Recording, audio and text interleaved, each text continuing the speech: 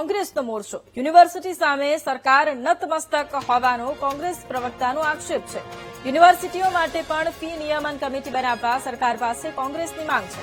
કોંગ્રેસના પ્રવક્તા ડોક્ટર પાર્થિવ રાજસિંહ કઠવાડિયાએ ગંભીર આરોપો લગાવ્યા છે. બીએ, બીકોમ, બીએસસી કરવું હોય તો વાર્ષિક 6 લાખ જેટલી ફી ઉઘરાવવાનો આરોપ લાગ્યો છે. 2023માં જે સંસ્થાઓની ફી 4 લાખ હતી, હાલ 6 લાખ સુધી પહોંચી ગઈ છે. ગુજરાતમાં બાળકોને કેમ ભણાવવા તે વાલીઓ માટે ચિંતાનો વિષય છે.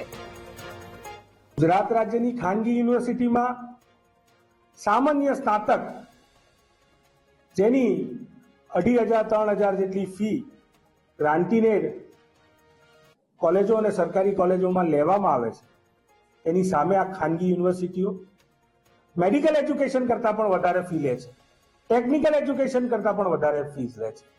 સામાન્ય બીએ, બીકોમ, બીએસસી કરવું હોય તો વાર્ષિક 6 લાખ જેટલી ફી.